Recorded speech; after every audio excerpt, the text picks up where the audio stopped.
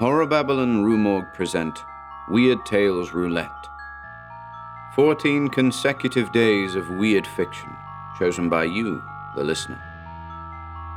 See the video description for further information.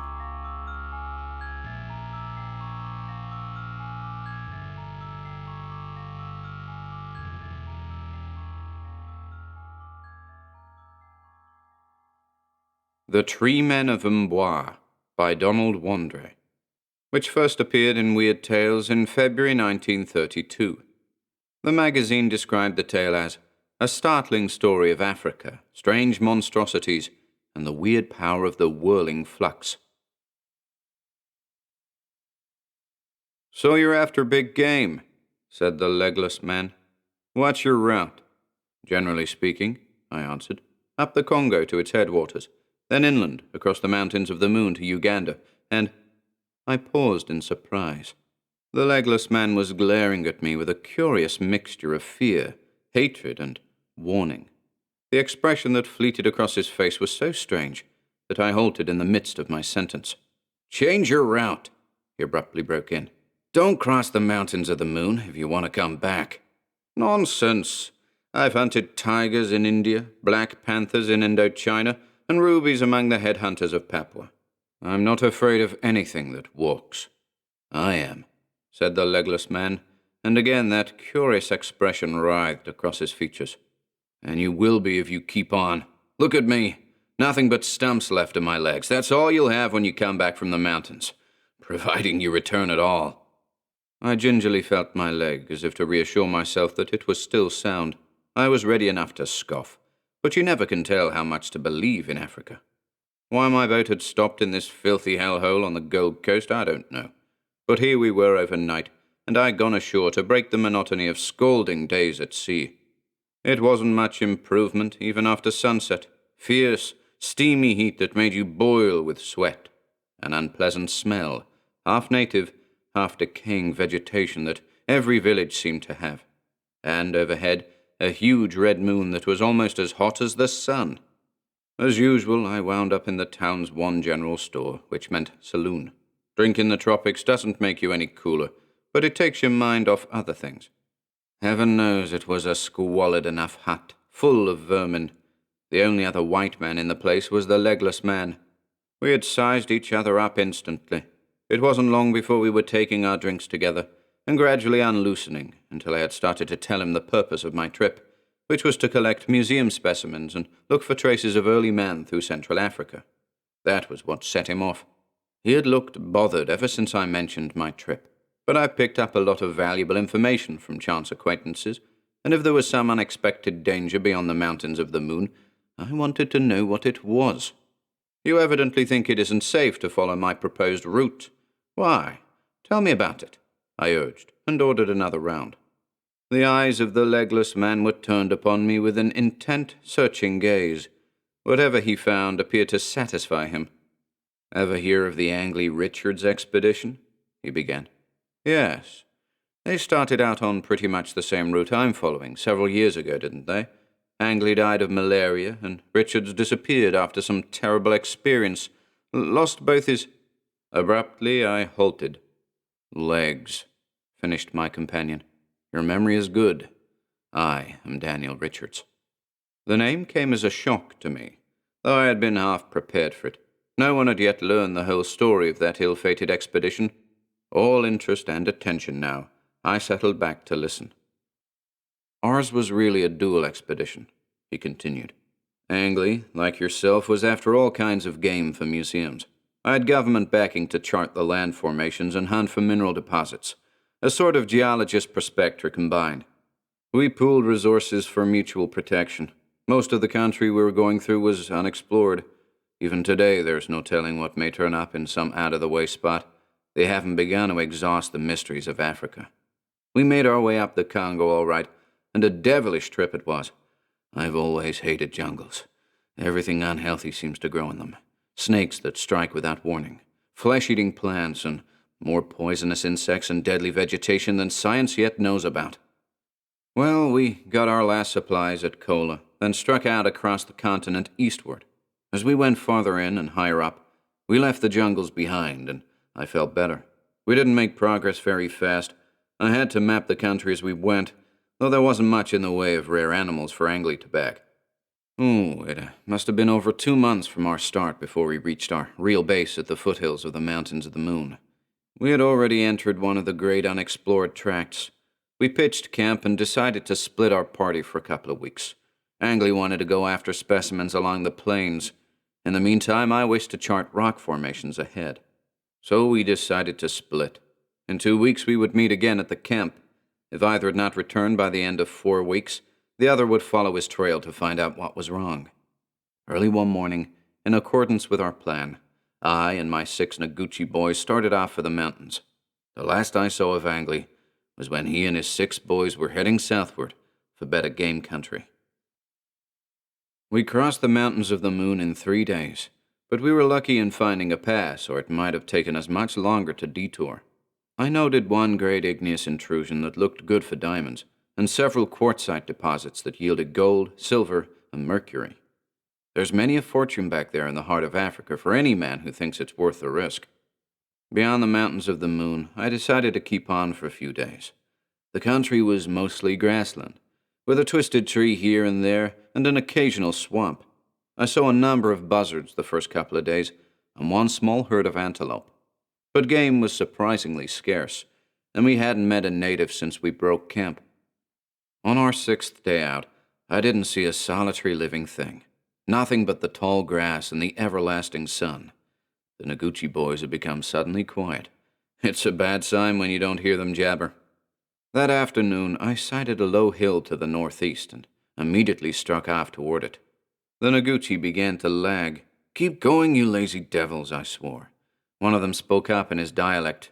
"No, go on. This bad country. Mboa there." And he pointed toward the distant hill. "See, black men stay away. Birds, beasts, they no come. All afraid of Mboa."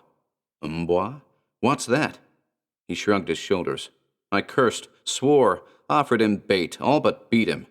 Not another word could I get. For that matter, it was all I could do to make the 6 Noguchi go on, even with the offer of double pay. We camped that night at the foot of the hill. The Noguchi huddled close to a fire. The night was strangely silent for Africa. We might as well have been in a desert. I heard only the rustle of cane grass, nothing more. When you've become used to the big cats and roaring carnivores of Africa, silence hurts. I woke to a worse silence the next morning. A glance told me that the Noguchi had fled. My stuff was intact, but I was wild for a few minutes. I could have turned back, but didn't. I made a cache of the stuff and decided to push on across the hill, be back by nightfall. Then, on the 8th day, begin my return trek. My curiosity was aroused by the obvious fear of the black boys of what lay ahead and their desertion. I took with me only light rations, but stuffed my belt and pockets with cartridges. The stillness was getting on my nerves. I didn't like the looks of it at all. A cloudless sky, and not a bird anywhere. Rustling grass, and not the hum of an insect, nor the sound of any animal. There simply wasn't a living thing except myself within sight or hearing. But I went on. The hill was not far off. I had reached and climbed it before noon. There was a grassy space on its top, and I could see another hill off in the distance, so I knew that a valley must lie below me. I walked across the flat hilltop till I stood on the downward slope. Right there I got a shock. A low, circular valley stretched below me with the hill closing it all around like a ring. Perfectly flat it was, perhaps 2 miles across or less, and not a blade of grass in it. The soil was a dirty gray, and in the midst of it stood a queer structure glinting red in the sun. I'd never seen anything like it. At first I thought it was a pyramid. Then I could have sworn it was an obelisk. Next moment it looked like a sphere. I rubbed my eyes and looked away, thought of what I knew about mirages, then looked back, and there was the thing, shining a metallic red and never looking the same. It was a rum sight, but something else gave me the shock. All around it grew a row of trees, maybe 20 of them or more. The trees varied in height, the tallest one at my left graduating to the smallest at my right, and every last one of those trees looked like a man standing guard. The hair rose on my scalp. The tree farthest left stood like a clumsy giant 100 feet high. The one on the right looked more like an ordinary man. Between them were the other trees in a rising scale. No branches or leaves like trees I knew, just one limb hanging down on each side and a round lump in the middle where a head would be. A ripple of cold wind seemed to creep upon me, but I went down the slope until I reached the valley and kept on across the powdery gray soil. I don't know why. Curiosity, maybe.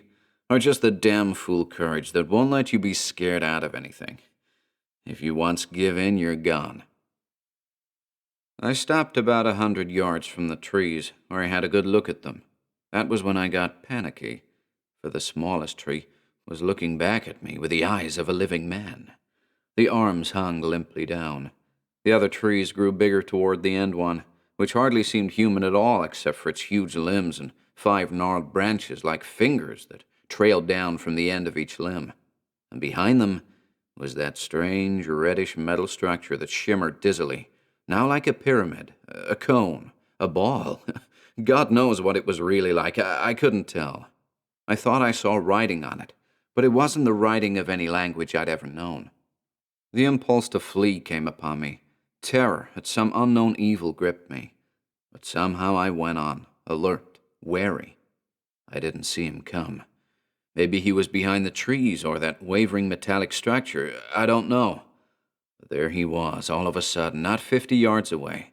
A horribly wrinkled old black, with a face as pasty as the gray ground, and a blank look in his eyes.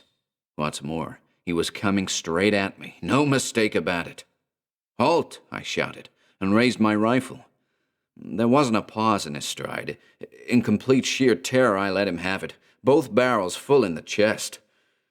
I saw the bullets crash clear through him, but he didn't even falter, and not a drop of blood came from the livid flesh around the holes. Then I turned to run, and he was on me like the wind. He was cold.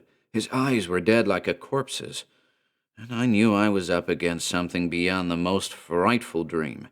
Never a sound did he make. Never a light of life or intelligence shone in his dead eyes. He moved like a living death, soulless, stiff, and his flesh was like ice, but his strength was terrific. He jumped me from behind, but I doubled up and flung him forward over my back. I knew my gun was useless. I leaped clear over on top of him and sank my fingers in his throat. But it didn't make any difference. He paid no attention to my stranglehold, but mechanically fumbled around with his hands, and suddenly my wrists were bound. Sick with horror at this monster that nothing could destroy, I kicked, wrenched around, brought my arms down with a smash that raked his face, lunged headfirst into his stomach. He went down like a sack of flour, and immediately was on his feet, coming stiffly back. In 10 minutes it was all over. I was firmly tied. The inhuman thing rose without a sign of emotion on its pasty gray face, or a sound of breathing, though my own lungs gulped for air. It walked jerkily toward and into the whirling red structure. In a minute it came out again and over to me. I saw gleaming knives in its hands and other objects. Well, it's the end, I thought, and wondered foolishly if I would ever be found. But the knife didn't rip into me as I expected. The thing pried my teeth apart with its loathly fingers, at whose touch I nearly vomited. Then down my throat trickled a sluggish liquor that seemed to burn and scald like fire, and afterward freeze and congeal the blood in my veins. As in a dream, I saw the pasty thing cut long slits in my legs and busy itself with other objects. But I felt no pain, only a great nausea, and gradually the most merciful sleep I ever knew descended upon me. My last recollection was of being lifted. I awoke with a heavy, sluggish feeling of torpor. I appeared to be standing, but somehow couldn't move, though I swayed a little. It required a Herculean effort for me to open my weighted eyelids. Only a kind of dull, inner shudder racked me at what I saw. My legs were rooted to the ground. I was one of that circle of tree men. How long I remained in a daze of horror, I don't know. Something snapped finally, and I waved arms that were ponderously stiff, feebly around, screamed myself hoarse, wore myself out trying to move even an inch. I stopped only when the blackness of shock and exhaustion swept over me. I wakened again to an inarticulate whisper. Had my ears deceived me? I listened intently. Stranger, can you hear me? My time is almost up, and I have waited long. Slowly, laboriously, I managed to open my eyes and twist around. The tree man nearest me was looking in my direction. Pity, despair, anguish all struggled in his eyes. Yes, I finally succeeded in answering, and my voice was thick, unnatural. Who or what are you? And in God's name, what nightmare is this? He shook his head gravely and whispered faintly, No nightmare. It is living death. We are the tree men of Amboise. And then, pleadingly, What year is this? I told him, 1931. He sighed. 20 long years, and now the end approaches. Oh, what I would not give for one sight of my native land, and one kiss from lips that have waited in vain, if they waited at all. He seemed to dream of something far away for a long while, before he said, I tried to warn you, but it was too late, and Amboise was waiting. That name again, it echoed in my brain. Amboise, I hoarsely cried. Who is he? What is he? But his mind drifted off again, and another long period elapsed before he spoke. I knew he was going fast, that consciousness would soon leave him forever. Amboise, he at last said thickly, is dead. He has been for centuries, but he moves at the bidding of the master in the whirling flux, and the dead walk when the master commands. So the tree man next me said, and he was told by the tree man beyond him, and thus the story has been passed on. Who is the master? I do not know, came the slow response. No one has ever seen him. He came to earth in the days before Rome, before Egypt or Babylon. He is of a different universe, a different dimension, and he dwells in the whirling flux. I know not why he waits, or for what, he who has communion with entities older than earth, and titans that strode across the stars before Mu had sunk, or Atlantis risen. I did not understand half of what he was saying. Who are the tree men? Has no one escaped from this valley? There is no escape, he went on. The tree men are unfortunate adventurers like yourself and me, who have stumbled on the valley. Those who trespass serve as warning to all others. Only at long intervals have the foolhardy and the brave ventured to this place where no animal comes and which the black tribes avoid. I was told that the first tree man was an Atlantean, and the next an ancient Egyptian, and the third a Roman exile. But I do not know. The master rules Amboise, who was the first ever to come, and who has been dead for centuries beyond history, but who comes forth as he will always come forth, to protect the secret of the valley. It is Amboise who gives the paralyzing drug and makes the incisions and bridges the gap between animal and vegetable kingdoms. But it is the master who directs, the evil old one who came down from the stars in years beyond reckoning. His voice trailed off. I think the effort of speech after so long a silence cost him what was left of his mind. He never spoke again.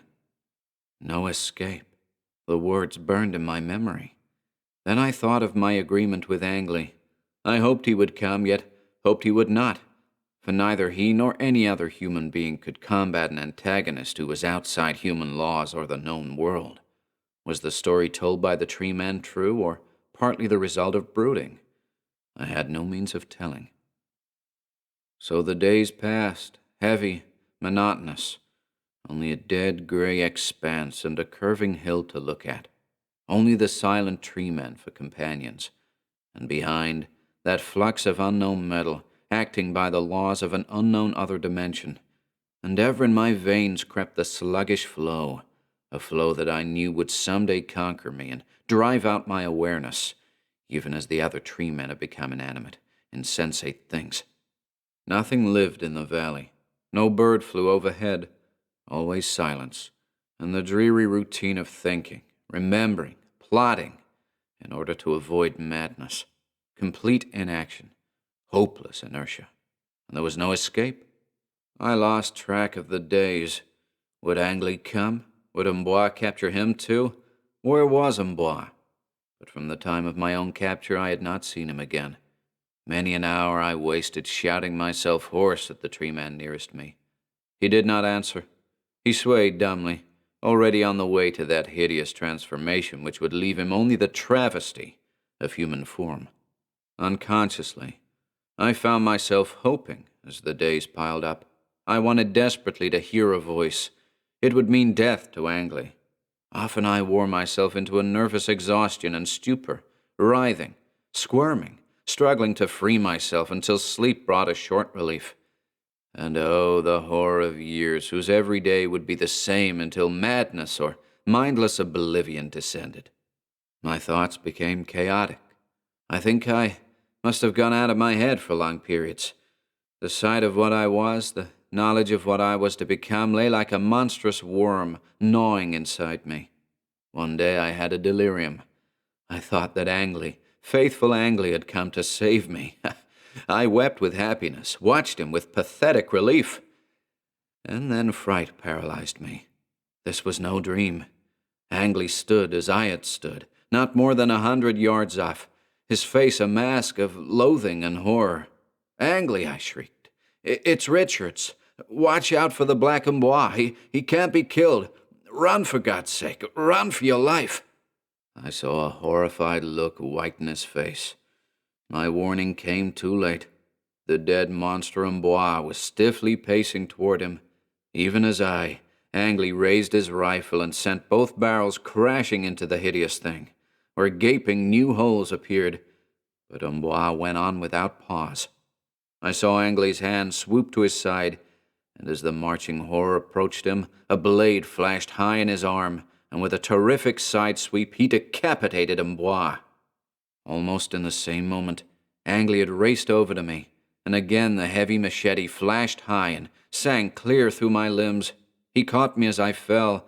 I writhed in agony, shrieked, twisted, and thin trickles of blood and watery stuff oozed out of the stumps that remained of my legs. Angley slung me over his shoulder and began stumbling back, white-faced, machete still clutched in one hand. There came a strange, high whine from behind, and even in my pain I turned to see. The red flux had come to rest, and out of it issued the titanic lich that haunts my dreams, with its tatters of vaporous flesh and the flapping black streamers that whipped from it as it towered to the skies above, and yet sprawled over to en bois and set the dead head back on the dead shoulders. Then it was gone, all in a flash. The evil old one who came down from the stars in the days when the world was young, and the red flux was in its sickening dimensional whirl, and there was en bois stiffly striding after us. "Drop me! Save yourself!" I cried through the spate of blood and foam that was forming on my lips, but Angley only ran faster in great leaping strides. Now we were on the hill slope, panting up it, but the foul horror was closer, closer, racing like a fitful wind, tireless as a machine. Suddenly Angley whirled and swung the machete around and shot it hissing through the air. En bois, severed from neck to waist, rolled in two utterly abominable parts down the slope, and not a drop of clean blood appeared anywhere on the livid raw flesh of that frightful wound. With a terrific charge, Angley was over the hill and crashing down its far side, and then we were stumbling toward the distant mountains of the moon. I shall never know how we made it. I remember a phantasmagoria of endless pain and agony that racked my body, of thirst and hunger and raving delirium, and the endless ache of muscles that throbbed for rest in our almost incessant flight toward safety. Angley came down with malaria somewhere on our trek to the coast. He was dead when I came to, weeks later, in a ship's sick room. They had amputated my legs, almost to the thigh, but I wouldn't go back to civilization looking like that. I debarked at Bordeaux and shipped back here on the first boat I could get. A great silence fell. Somewhere afar, a jackal barked. "So you see," Richards ended, "why I said, don't go to the mountains of the moon." I'll admit his story shook me pretty badly, but I was still game. After all, A wild yarn in a saloon on the Gold Coast. I couldn't let that interfere with all my plans. Well, we'll see, I hedged. With a sudden, nervous jerk, he ripped away the pad on his stumps. "Now do you believe?" he almost screamed. "That's what I got, and every month they have to be cut off." Sick, shuddering, I went into the night. From the stumps of his legs, pale, thin feelers like young shoots of a tree hung limply down.